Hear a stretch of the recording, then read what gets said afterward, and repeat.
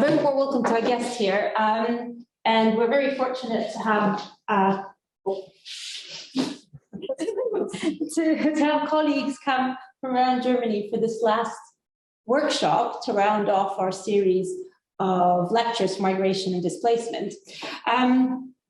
What I will do is I will give some introductions and also the titles of what our speakers are going to be talking about, quite briefly actually, about 5-10 minutes, because the whole point is to have a discussion.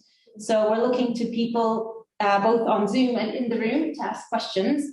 And unfortunately, we're different. Well, fortunately, we have new people coming in. Unfortunately, some were not well, so they can join us, one of whom is Matthias, who's going to be one of the chairs.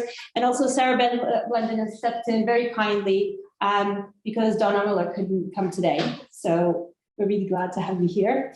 And enthusiastic responses, which we got from the other speakers, I'll tell you about them in a minute.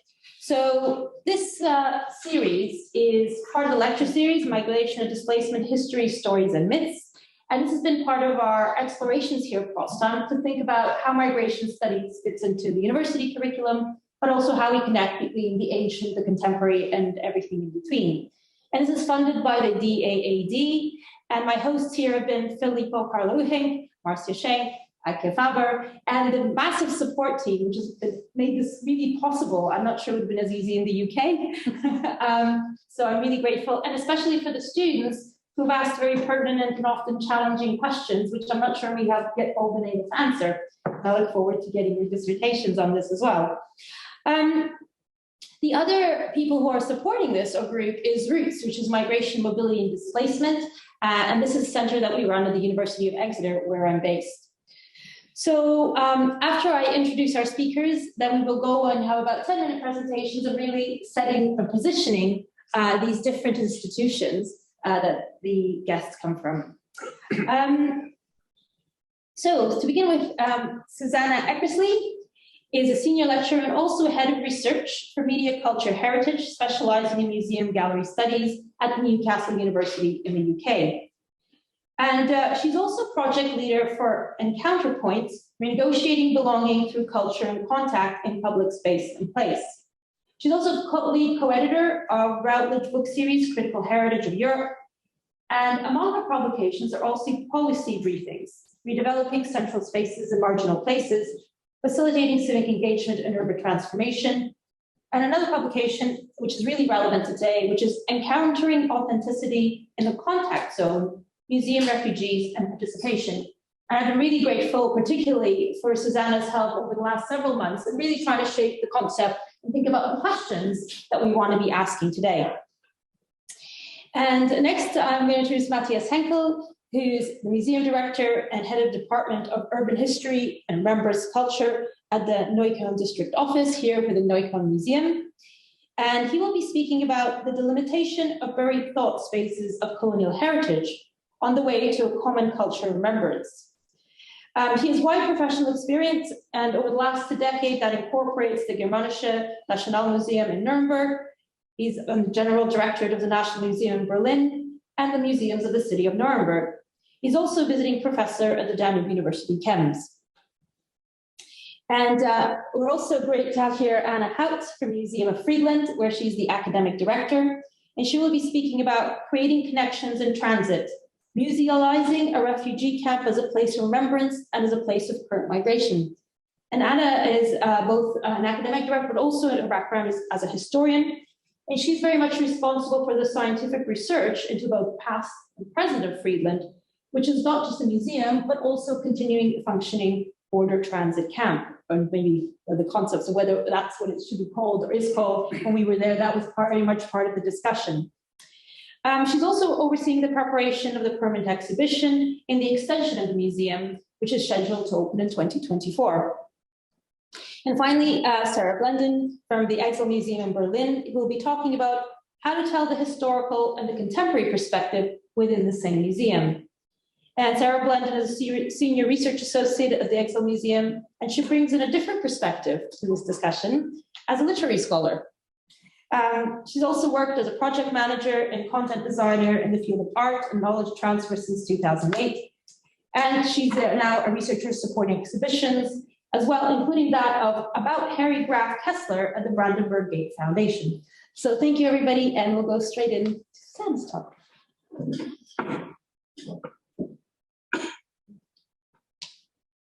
Thank you so much for the invitation to participate in today's event. I'm especially pleased to be part of this roundtable today, having researched migration and museums, particularly in Germany, for something like 10 years now, and to hear from museum professionals from 3 quite different museums. So why migration museums? Migration, as I'm sure you're aware, is a key topic within society and culture, which has particularly gained resonance after the migration crisis in 2015, but again also now since the war in Ukraine began. It's a divisive topic, especially in places and times of political polarization, yet at the same time it's one that many people feel some kind of connection to due to the diverse ways in which migration can be understood. From 2015 onwards, museums in particular took a special interest in this topic, not only due to the crisis that occurred at that time, but also due to new funding opportunities in Germany that encouraged new forms of work with and for migrants or refugees. And in thinking about this, I think it's important to understand that the museum is a public space. And to think about that a little more, Saila Banhabi breaks down public space into 3 key strands, linked firstly to Arendt's agonistic and associational delineations of public space. Secondly, to the liberal and legalistic model of public space that rests on a combination of public dialogue and neutrality. And thirdly, on Habermas's principle of Öffentlichkeit as a discursive public space that relies on participation. And I think this is really helpful in considering the at times contradictory but multi-layered dialectic between ideas of public space as they occur and are enacted within a single form of institutional space. So the museum is a public space in both the representative and in the discursive sense. Firstly, it's an institution that represents the public as a place invested with authority and trust over objects, narratives, and representations of the past, and a site which is open to the public to visit. But the museum is also increasingly seen as a space where ideas are to be discussed, where potentially opposing views of the world may be aired and tested out discursively and creatively. So what are migration museums and what is their potential? So I first asked myself this question back in 2011, when I began working on a big EU-funded collaborative research project on European museums in an age of migrations, MeLA for short, where I investigated multiple possibilities of what migration museums might be. Firstly, of course, I looked at migration museums themselves, those that clearly state their aim and purpose to be focused on migration as a general topic.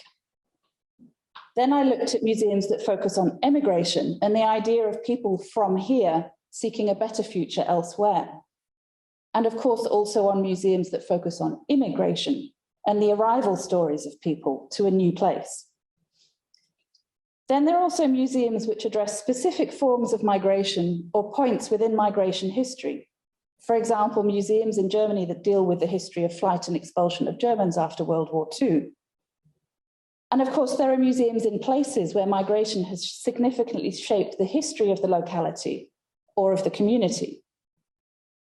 But of course, there are also many other museums where migration is perhaps not the main focus, but where migration is also implicit, such as museums associated with either with specific places, such as city museums, regional museums, or museums that address specific communities or groups, which might be diaspora museums, Jewish museums, or other forms of community museums. So what really is a migration museum?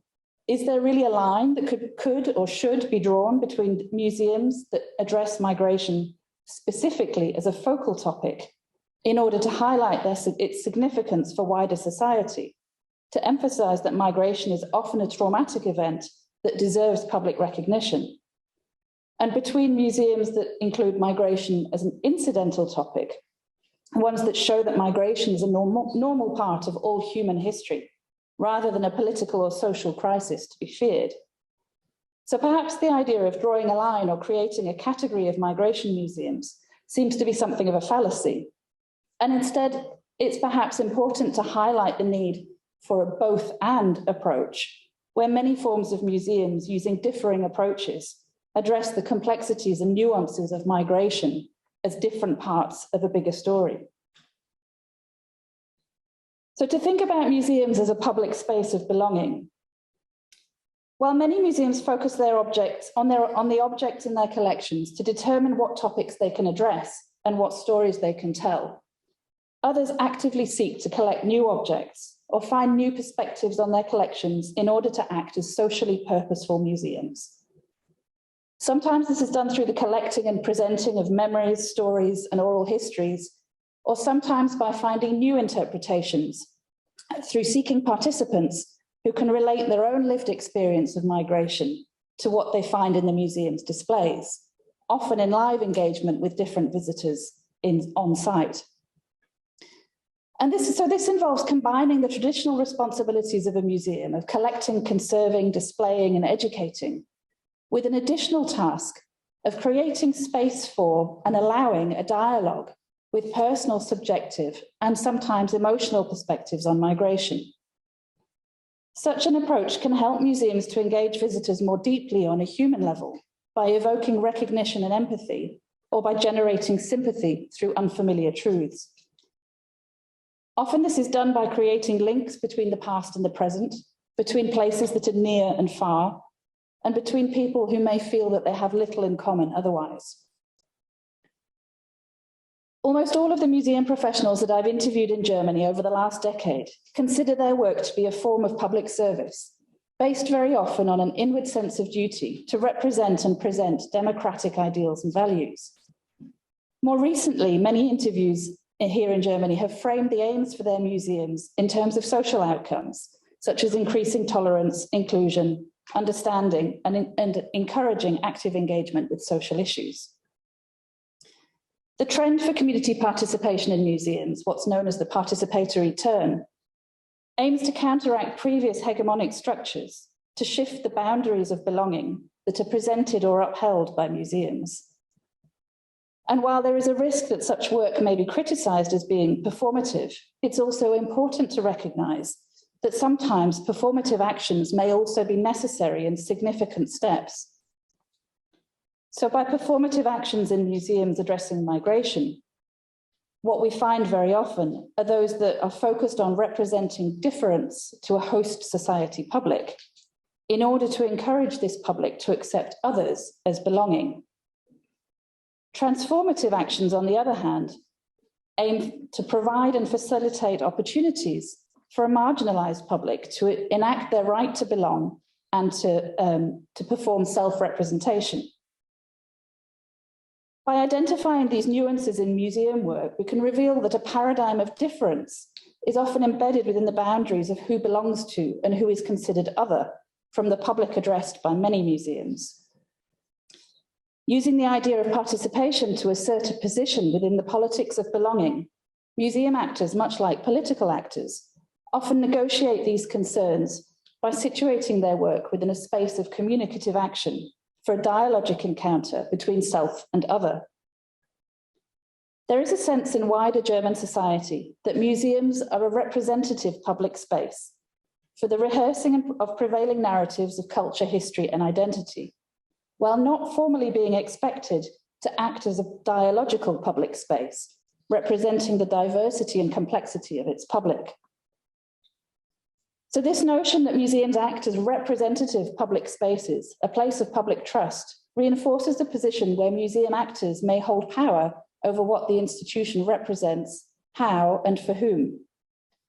Together, museum professionals, the museum as an institution, and the public negotiate this power dynamic through different performative or transformative actions.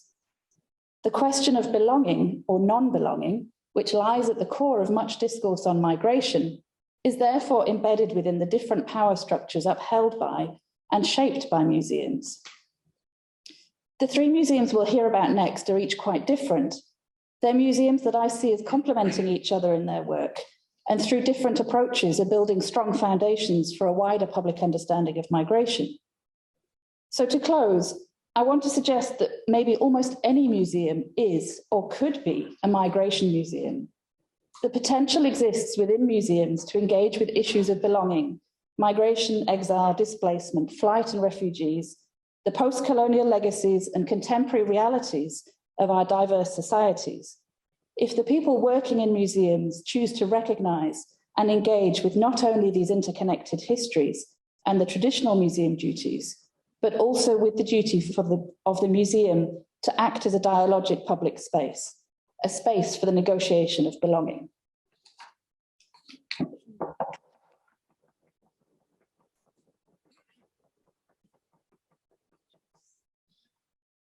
Hey, Next one? yeah, go ahead. Yeah, sure. Okay.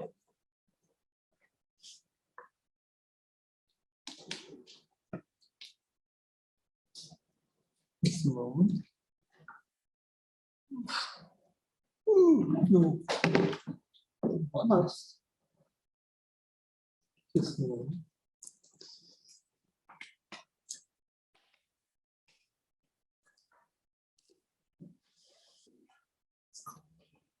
Just while Matthias is setting up, especially for the students in the Zoom room and in the real room, what we've been thinking about, we haven't really been thinking about migration museums, but we have been thinking about the way migration is part of the everyday and part of other subjects. And so one of the things Susannah was saying at the end is something you really want to be able to come back to and say, well, where does migration sit as a subject as well? Okay. So, hello from my side. Thank you very much for the invitation. I try to use another approach. The delimitation of buried thought spaces of colonial heritage on the way to a common culture of remembrance. Of course, it would have been a very easy talk about the topic of migration as a museum director coming from Neukölln. Currently, people from over 170 nations live in the Berlin district of Neukölln. With over 400,000 inhabitants, Neukölln is one of the largest districts within Berlin. Whenever people from different cultural backgrounds meet, there's always a risk of mutual misunderstanding. We can currently see this in the debate that takes place in these days on the occasion of the Documenta. Future needs origin. This is how Odo Marquardt once put it. Taken to the situation of the Documenta, we could formulate, for mutual understanding, speechlessness is the worst of all means. Communication needs a common language, even if it is the language of art. As you can see, I try to approach the topic of migration in a metaphorical way. In this sense, we can describe narratives as landscapes, as frames filled with certain patterns of meaning. The structure of these frames depend on various factors. These factors are historical, ethical, geographical, or cultural in scope. Normally, we understand migration as a process of people traveling to new places. That means migration is a matter of people and in the relation to spaces.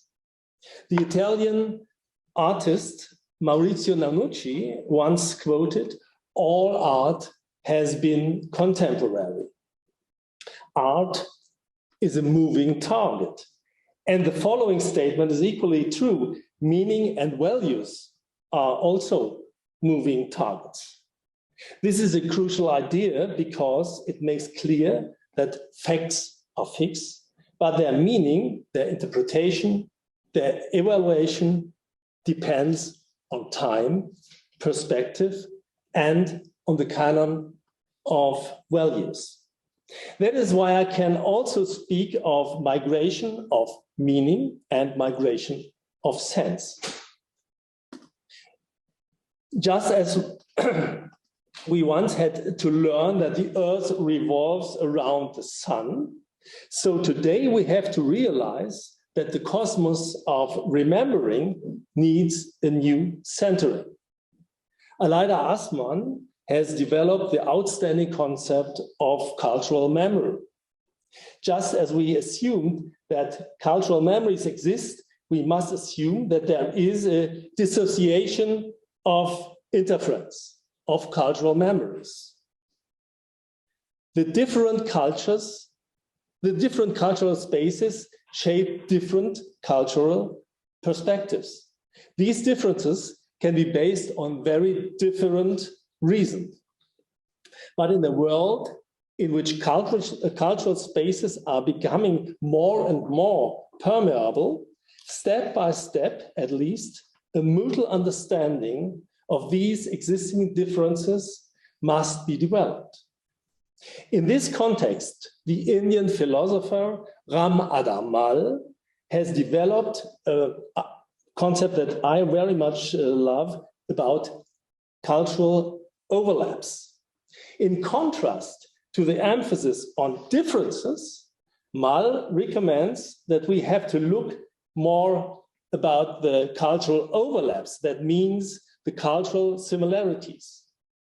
Against this background, I have brought 3 examples to illustrate my ideas.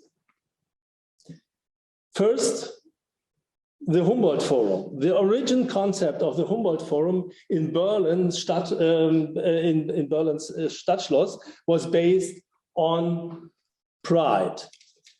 The new center in Berlin was not to show art of Germany, but art from Africa, Asia, and Latin America. In the course of the construction of the Humboldt Forum was caught up by the provenance debate. For this reason, the public perception changed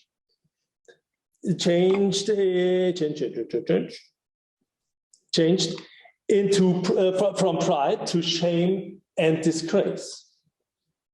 Second example. The courtroom 600 in Nuremberg was converted into a world court for the main war crimes after the Second World War.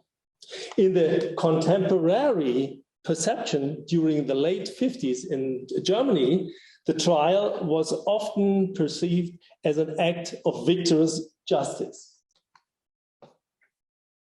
Today, from a historical perspective, Courtroom 600 is celebrated as a cradle of the modern international crime law and transitional law.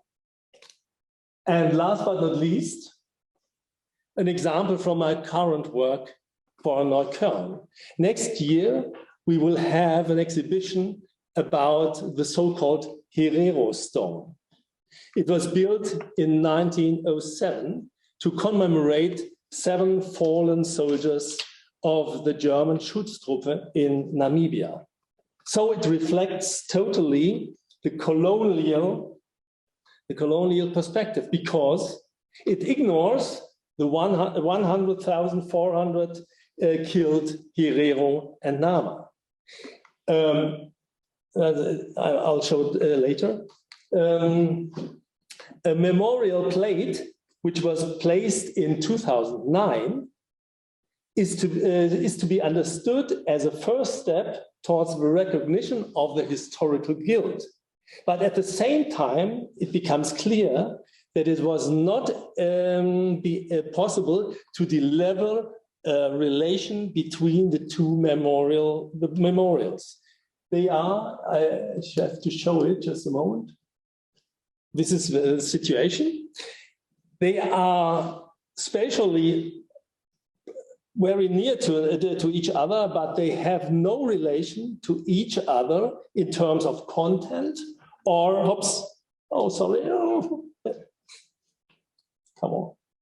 in terms of content or aesthetics.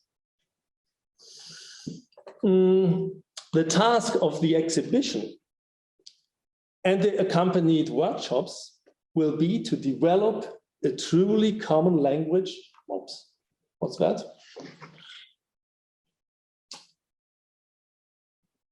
We are out. Okay. Haben Sie noch Verbindung?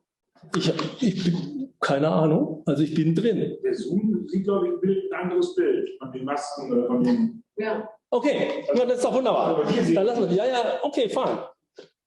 The task of the exhibition and the accompanied workshop will be to develop a truly common language of remembering. In the sense I have presented here, the goal of migration is therefore not to go somewhere, but to go together towards each other. So let me come to an end with a quote of James Baldwin. History is not the past, it is the present. We carry our history with us. We are the history. Thank you very much.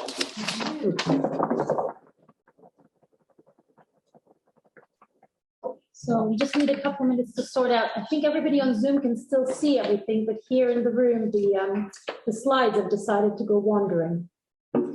Kannst du ja nochmal stoppen? Das liegt nicht bei Ihnen, das ist was anderes. Okay. Weil wir wissen nicht was. You wanted to show us something. We said that I don't know what. Yeah, we have to wait now. I'm curious to know. So just while we're waiting for a little bit of technical adventure to end, so one of the things that you brought up, I think, is just starting to make little connections, they're not questions, that you brought up is not a word that you use, but dissensus. So the idea of how, I think you used the word dialogical space. So dialogical, both about thinking and reflecting one's own histories, but also presenting unfinished and sometimes contradictory stories. And what I'd like us all to think about is also in terms of the audience. So if the audience is expecting something, and what would they think about if they think it's their story in a particular way that they know? And I think, Susannah, you started off with this, these are the expectations. When they come to a museum space or invited or encouraged, then what I want us to think about what happens in that moment that they see that other story they may not have been expecting, or if they know the other stories there, does that prevent them from coming in? And rather maybe people whose stories these aren't, but see it precisely from the dialogue, then they come in. Well, maybe the people that it's about. I don't know. I'm just going to keep talking for a minute while we sort this out. One of the reasons this also really, really interests me is because another project which connects to what we're talking about, the displacement, humanities, but also where the displaced histories live. We are working with colleagues in Tanzania on the one hand, who are thinking very much about the Maji Maji War, which is an early 20th century massacre, some people would call it. Others don't want to call it a massacre because that takes away from the resistance side. So they find, how do we present this history as heroes, as courageous people rather than victims, on the one hand, but also making sure that it's not forgotten that this was a massive crime that was committed. So how do you balance that, especially when it's unfinished, because some of the remains have not been returned, a lot is unknown, and some people in Tanzania feel it is finished and it's not part of their history because they live somewhere else or they're 3 generations on. So they've set up a Maji Maji War Museum, which interestingly has in it a lot of the bits that the Pitt Rivers Museum has in Oxford, but of their own making, so objects of different kinds. Okay, thank you for your patience. I'm going to let Matthias take us to the one picture he's been saving for the end. This one, just a moment. Just this one. Because this is the situation in the moment, and I'm working together with an artist from Namibia, and she made this wonderful installation, and I love it very much because this is the stone for 7 soldiers, and here comes the killing field of the 100th 100,000 dead Herero and Nama. You see the faces. They tried to worry us. What was the title of this installation? And this is, let's say, the decolonized perspective on the historical site. Just a quick question. What's the name of the artist? Do you have the name of The name? Yeah, the artist. It's Isabelle Cacciavilli. Here. And just a quick question. How big is this? It's a whole room. It's a whole room. Okay. It's a detail. Yeah, yeah. Okay. And it's her face. Oh, really? Yeah. Sorry, does anybody have very quick questions about specifically, but very specifically about Matthias's presentation rather than some of the bigger issues? Anybody on Zoom? No? Okay, great. Thank you. Thank you.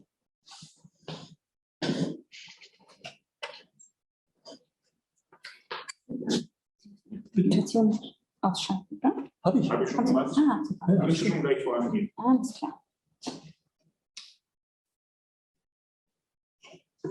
So I'm representing Museum Friedland today, which is located in the south of Lower Saxony, and it looks like this. There it is. Okay. Museum Friedland tells the story of Friedland Transit Camp, a refugee camp founded in the aftermath of World War II in 1945, that has received refugees and migrants coming to Germany for the past 7 years. Around 4.5 million people have passed through the camp. And today it is an initial reception facility housing refugees and migrants from all over the world. So the camp bears witness to the consequences of the Second World War, as well as to current wars and crises worldwide. It reflects the political and the social attitudes towards migration in Germany, but it also shows the dynamics of migration and the attempts to steer and control it. So what we at Museum Friedland are doing is the musealization of an ongoing institution, the transit camp, and we are documenting a process with an open end and many often very short-term changes due to global influences. A challenge here is a certain dichotomy that characterizes the history of the camp.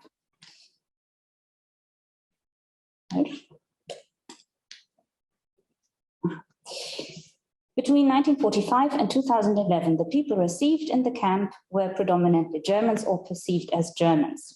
After the Second World War, as you can imagine, most people were refugees, evacuees, war returnees who passed through the camp. Since 1950, the camp receives ethnic German repatriates from the Soviet Union and its satellite states, and today, of course, the former Soviet Union. There have been some cases of humanitarian admissions throughout the decades of people from Hungary, Vietnam, and Chile, but the self-image of the camp during this time was very much that it was a camp or a space for Germans. In 2011, a very fundamental change occurred. The camp was declared an initial reception facility for asylum seekers. So now it receives refugees from all over the world, for example, via the resettlement program of the UNHCR, which aims to give the most vulnerable of refugees a new home. So for the past 11 years, people from Syria, Afghanistan, Sudan, Ethiopia, etc., have been received in a camp that is regarded as an important memorial space for the history or for the early years of the Federal Republic of Germany. But visually, the camp is very much dominated by the German history of the 1940s and 50s. As you can see, these monuments that are placed in the camp, they all relate to the high point in the history of the camp, which happened in 1955-56, the admission of the last prisoners of war returning from the Soviet Union after the Second World War. And some associations, like for example, Bund der Vertriebenen, Landsmannschaft der Deutschen aus Russland, regularly organize cultural remembrance events in the camp, since for them, Friedland is a highly emotional place as the beginning of their new lives in Germany, many years and decades ago. And also publicly, the camp is mostly known for receiving German refugees and these last prisoners of the Second World War. So the situation for contemporary residents of the camp is that they live in a place that is dominated by historical events, by narratives of other refugees and migrant groups. So in this place, questions of belonging and identity are negotiated.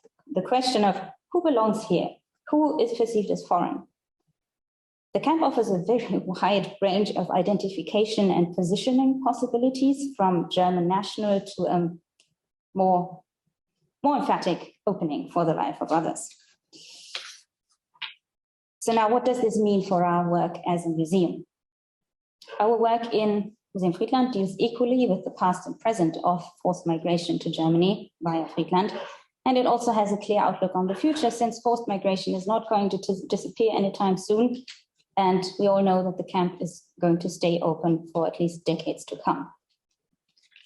One problem for us is that there is no clear-cut local community, as, for example, a city or a city quarter museum has. And the target group, camp residents, is always in flux, people only passing through.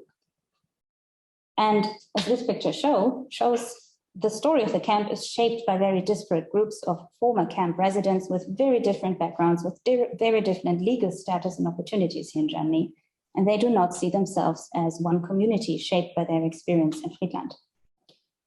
So an important aspect of our work that might not be as present in other museums is creating connections in transit. We always aim to connect historical migrations and contemporary developments to show the similarities of farewell, arrival, and new beginnings throughout the decades. And one way we are doing this is via the exchange with and the participation of former camp residents from now almost 8 decades. We're building an archive of video testimonies by former camp residents that arrived as refugees or migrants a year ago, decades ago, and we encourage exchanges between these groups in educational formats and public events, as you can see on the bottom photo. Then there is the fact that the museum is going to open a second building with a second permanent exhibition that will also help with this objective. This new building should open in actually 2025, I think, and will tell the story of forced migration to Friedland since 2011, since this fundamental shift in its purpose. In this space, our narrative is shaped around the fact that our visitors are going to be people living in the camp. This new building will be right next to the transit camp. Former refugees will return back to this place, as well as people with no migration background at all. And the exhibition aims to build bridges between these different groups with their different backgrounds and needs by telling the story of forced migration via Friedland as the stories of individuals. And by using video interviews as our main exhibits, people are going to tell their stories themselves in a very literal sense. Another goal is to create a third space, a contact zone, as I mentioned, where all these different groups can meet and interact, and that hopefully, ultimately, will help to foster belonging for contemporary residents in a place that is so much dominated by the past. So our aim is to convey the camp not only as a place of remembrance, but also as a place of current refugee biographies, a place that not only belongs to Germans or German victims of flight and expulsion, but where refugees from all over the world also have a voice and a place.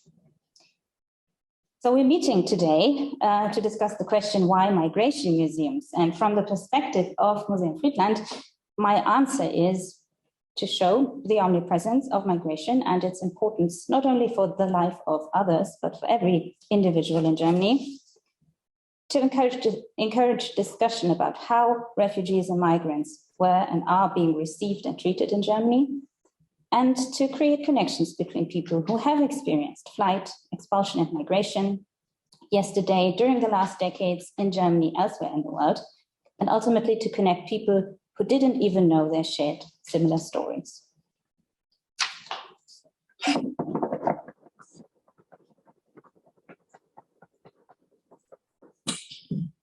Thank you very much, Anna. So just again, any very immediate questions to Anna about the museum, just some specific things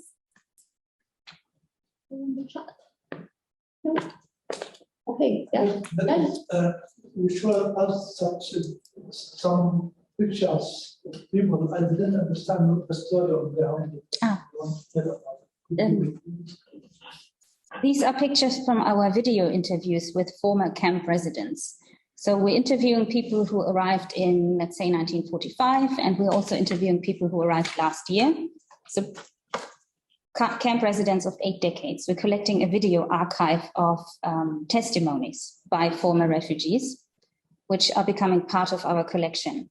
And we also have events where we have people with different migration and refugee backgrounds in one public discussion. For example, people who were expelled in 1945-46, so very old victims of flight and migration, and also young people who have arrived in Germany like 5 years ago. And we have public discussions where they talk about their experiences of war, of arriving in Germany, how they were received, how they were treated by the public, and how they built their new lives. And in these situations, these people oftentimes see themselves as not having very much in common, but they do. And when they start talking, they can't stop. And so this is one of our goals as a museum, to show that although the situation, the background of the war or the reason for the flight was very different, the experiences have very much a common ground. And this is a point where we can get people talking and connect people, well, as I said, who didn't think they had any connections.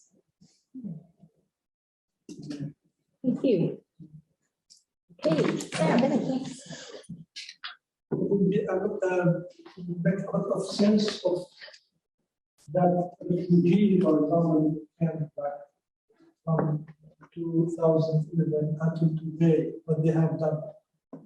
But of course, they came, they started to learn the language, the German language.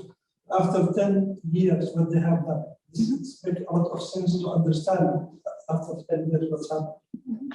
Or just they arrive Germany and they get support, and that is enough. And sometimes they don't get support. So it's very, for me, it's more interesting to know what they have done.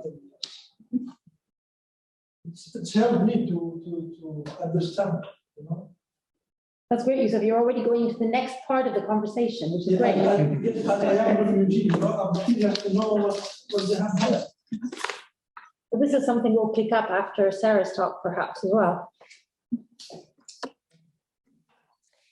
Okay, thank you. I will talk about the Exile Museum, which is being created in Berlin within the next few years. And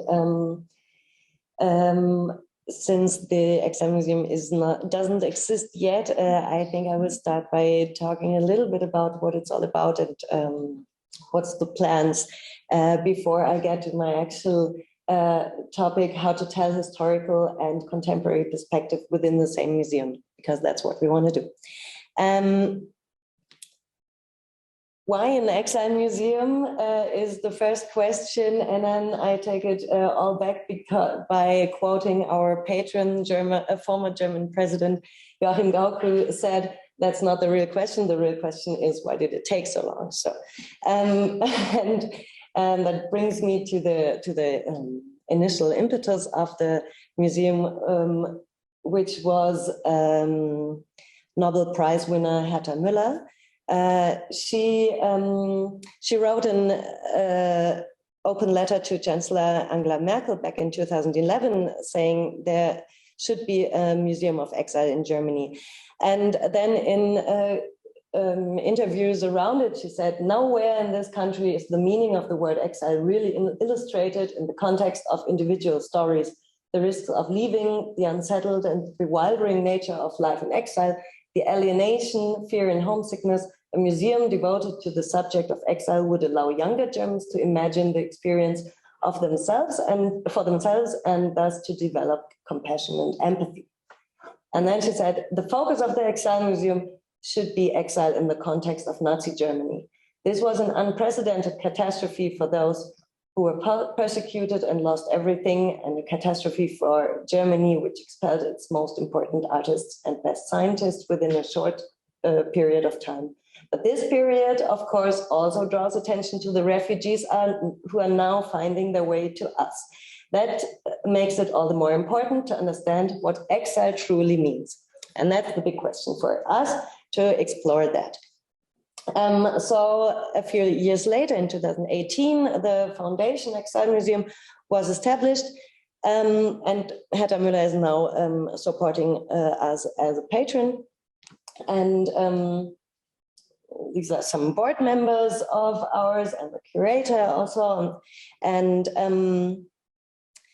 it is a civic initiative funded privately so far.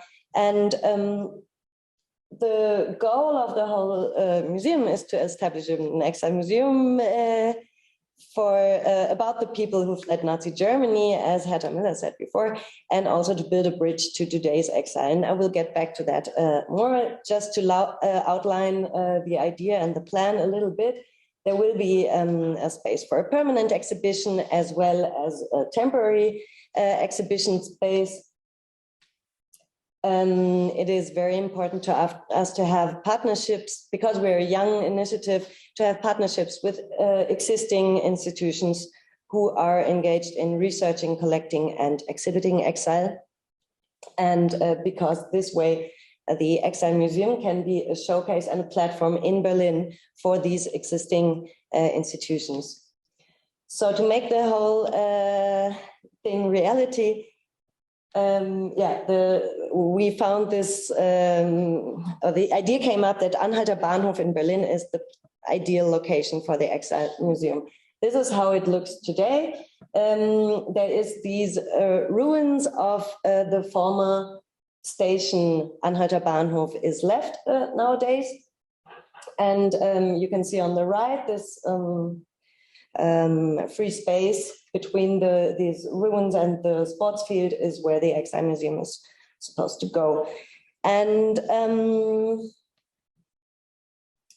this is how Anhalter Bahnhof looked when it was built. It was one of the hugest, or it was a huge station, one of the biggest in Berlin. And what is left today is just the entrance portico.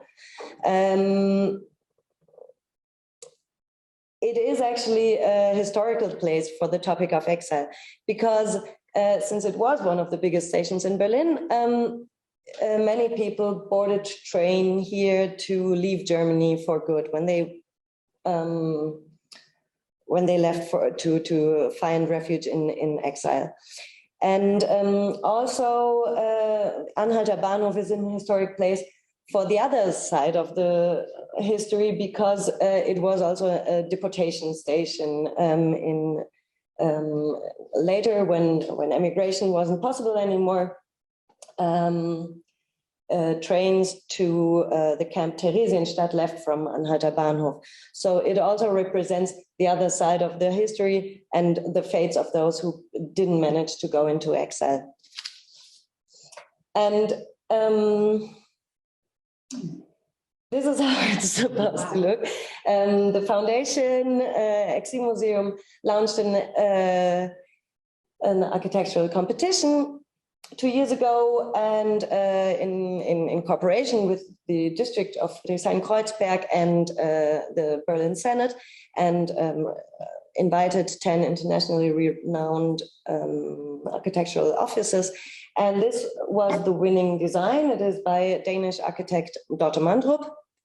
And her design shows this striking feature of this facade that forms that big arc around the portico ruins, and this foyer, which is designed as a widespread, wide-spanning hall that creates the impression that the whole building only rests on 4 points. And these are two other visualizations, which shows that this big arc creates a plaza between the ruins and the new building, and this kind of bridges between the old and the new, the past and the present, which reflects the concept for our museum very well. This slide shows how some features from the design is also drawn, draws inspiration from some old forms of the old station. Now let's get into concept of the museum. I have this slide actually to show how our concept also draws inspiration from Herta Müller's quote, which I read out earlier. I think I can go a little bit faster here and show you it more in a overview. This one. So we have 4 parts which are crucial to our concept. One is the core of the museum is the history of exile between 1933 and 45.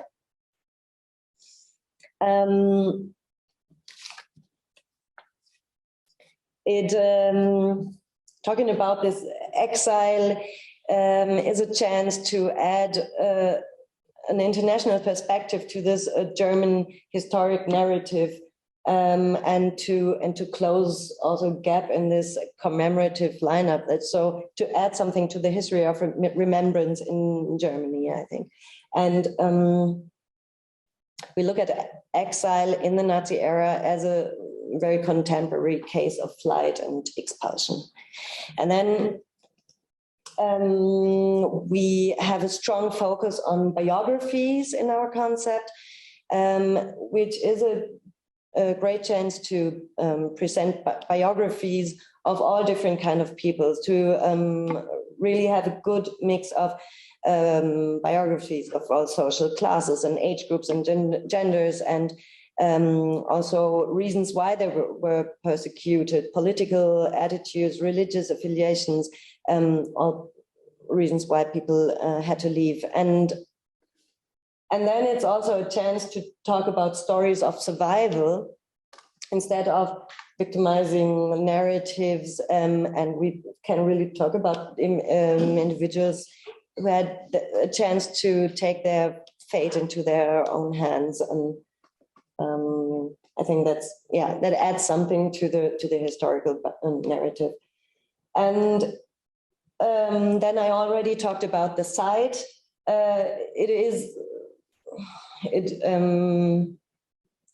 We can really create a place of remembrance on this historical site, and we can create a space that is a platform, as I said, a platform and a showcase for other institutions.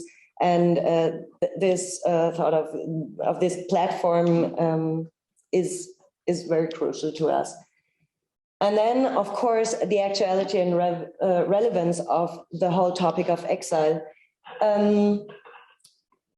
We can bridge the historic narrative to today's exile, and by that telling about how the timeless experience of exile is there, that there are similarities between back then and today, and that gives us social relevance in a plural society. And I guess that's what all historic museums want to be. They want to be relevant. So now, but the big question is, how do we do that? How do we bridge the past to today and to the present? And we have, I want to show you 3 different approaches, how we try to do that.